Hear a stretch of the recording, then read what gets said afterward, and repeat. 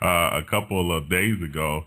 I didn't say anything to anybody. I didn't say anything on my show. Me and my guest, evangelist Michael Parker, was talking about it, but I didn't think that it will really come to fruition that a hurricane would start coming immediately. What's your take on all the stuff that's happening there, politically, economically, and what will transpire? What do you think? I know you might not have a crystal ball, but with your intellect, just tell me, what do you think that can transpire with this hurricane that is coming? Well, yeah, you're very right. We don't have crystal balls, but we have something that's a whole lot better. We have the Bible. Yes, indeed. And, the Bible says that in the end of time, in the last days, these warnings have been out there for 2,000 years. And one of the biggest problems that the church faces today is apathy and complacency. Yes. And, a lot of people, even a lot of Christians, don't fully attach the importance of what happened on May 14th, 1948, when Israel became a nation. Mm-hmm. And that was really the countdown clock that got the whole thing going again. And ever since that time, the possibility for the rapture is, now out there on the table, and for Jesus' return to come take us home, and so the days that we find ourselves in are absolutely the last days. And when you ask about the hurricane, it's almost like you want to ask the question, what else can go wrong down there? Yeah. Because it is. I have a widget on my website from BP, and it's spilling about 1.5 million gallons of oil every 24 hours into the Gulf. Yeah. And they have no clue on how to stop it. They haven't even really slowed it down because they're skimming it off in one area, but it's popping up in 3 other areas. Yeah. And now with this hurricane that you mentioned, I read about 3 days ago that Bobby Jindal, the governor of Louisiana, he is now calling for a day of prayer to see if God will intervene. And I really think that God is using this calamity to get people's attention. Oh, yes, indeed. Yes, indeed. As far as Genesis 12, verse 3 is concerned, I believe that the president, and I apologize for saying this, but I believe I believe that what's going on is a setup. The reason why I say that is because it's funny how these ships are being escorted by Israel. These American ships are being escorted by Israel, and I think what's happening is the globalists who really run things is trying to set up Israel for destruction. And what they're doing is underneath, they're saying, okay, Israel, when nobody's looking and nobody's hearing them, okay, you just go ahead and set up for war.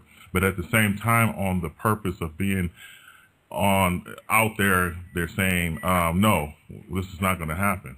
We're not going to blow Iran out the water. Go ahead. Well, it's very obvious if you look at what the Obama administration, the policy that they're pursuing with Iran, they are doing nothing but talk. They are doing nothing to stop them, and they are allowing them all the time and space that they need to build nuclear weapons. And that's obvious to even the most casual observer that the Obama administration has a great interest in seeing Iran nuke up. Yeah. Because they're doing nothing. They're doing nothing to stop them. And somebody sent me a link yesterday. It was really kind of interesting. And they said that the Gulf oil disaster happened on, I think it was April 20th. And the day before that, April 19th, is when the Obama administration officially said that they will no longer automatically back Israel up on everything. Yes. And that's when, yes. I heard a guest on Blog Talk Radio say that same thing. A few people actually said that same thing. And what happens is when you mess with Israel, The Bible says that Israel is still the apple of God's eye, and that means the physical land of Israel, that means national Israel, that means the government of Israel. And you mentioned before Genesis 12:3, and I will bless those that bless you, and I will curse those that curse you. In America, we have a government that is actively in the process of cursing Israel, and we will receive that back on ourselves 100-fold. Yes, yes, and that's unfortunate because I believe that a lot of, like you were saying earlier, we're living in complacency and apathy. I don't know if those two words are the same, but I need to check my dictionary. But we seem to be concerned about soccer games, and I'm gonna watch the soccer game. I'm not gonna lie to you, but I'm you know what I'm concerned about. But we're concerned about American Idol and Blander Sloop or whatever. I'm always butchering people's names, so his deserves. I guess I can. I give his parents respect and try not to butcher. But Gary Coleman and all this other stuff, you know, Michael Jackson's year of death. But I look on Facebook and I look at a lot of people that I know. And it seems like we're very much carrying on business as usual. The book of actually Noah and Genesis and Lot. We're just carrying on business as usual. Well, go ahead. You're exactly right, and that's why the Bible says that, you know, like in the days of Noah, so it shall be in the end of the earth. Yep. Because when Noah was building his boat with his 3 sons and their 3 wives and his wife, the Bible says that they spent 120 years building that boat. And you can imagine that when they first started building, there was probably a great crowd of people coming around, and maybe some people even asking some good questions, and you know, a whole mixture of people. But then when it got into year 40, year 50, year 60, and they're still, you know, we're still building this massive boat, and it's going to rain, it's going to rain, it's going to rain. Year 70, year 80, it's going to rain. Year 90, year 100, it's going to rain. By that point, it's like they probably weren't even paying attention.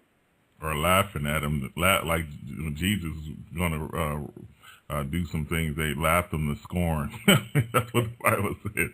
They probably laughed at or taunted him. Exactly. Right. And then at year 120, you know, God said to Noah, step back, get inside, and I'm going to shut you in. And then the rain came, and then all of a sudden, it was crunch time. And that's the time that we live in now. Yes. And you're very correct. People are more concerned with who's going to win the World Cup than they are with when Jesus is coming back. And he's coming back very soon. Yeah, yeah, and a lot of people, what people do is, I believe we become what is called. We could sit there and watch a soap opera, The Young and the Restless of the World, as the world turns, and sort of get caught up in believing that. But when it comes to reality, which I do say reality, those are just actors. Right. But Jesus is for real. Why would you? And I'm just being ignorant when I say this. I'm being the advocate of the people who are in the, you know, in the dark.